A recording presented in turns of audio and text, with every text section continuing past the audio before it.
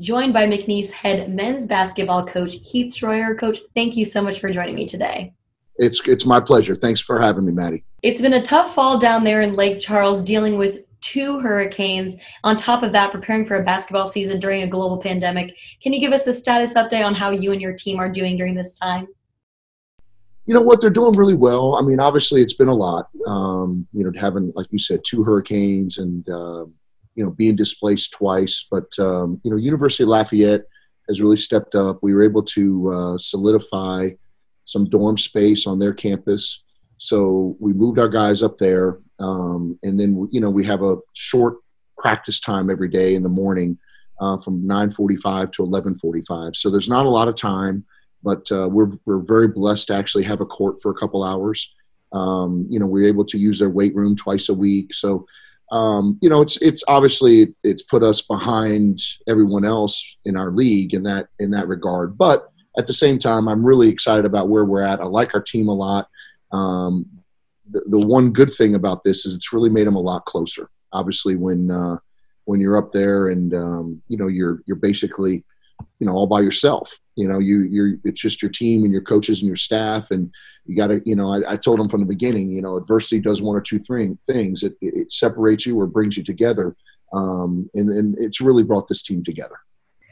Talking about being brought together, you bring back a couple players from last year, key instruments. How have those players in particular stepped up this year? Well, I think the leadership, we're a mature group. Obviously having AJ and Drew back, and, those guys were on preseason conference teams, which, they should be. They're really good players. But I think that, our team just got older, and this is the most depth that we've had since I've been here.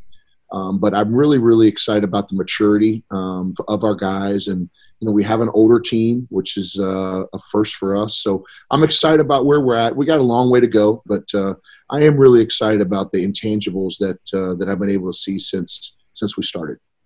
You mentioned Drew and AJ just being able to bring back that production for this year. What kind of confidence does that give you, just knowing that you at least have those guys who you have seen them play and step up? Well, there's no substitute for experience, and they understand what the league is. They understand what Division I basketball is. They both logged, tons of minutes last year. They'll both log a ton of minutes this year.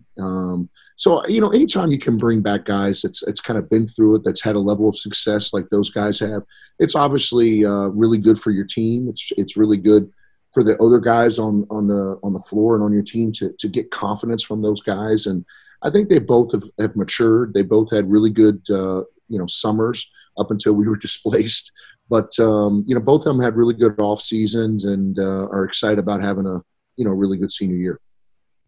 It might be too early to tell just based off of practicing and everything, but knowing the guys you brought in, the people that you have coming back, what can you say about the identity of where your team may excel in this year? We've really tried to hone in and become better defensively. I think that's one thing that, every time you go into a different league, every league is a little bit different. And this league is very different than other leagues across the country. The physicality of this league is, you have to be big and strong if you want to have success in this league. I think we've done that with Keyshawn and Carlos Rosario is another young man we signed. And, we lost two very, very highly productive inside players in Shamarcus and Wardell. Shamarcus Kennedy, Wardell Brown. But those two guys really bring a lot of girth and physicality to the paint.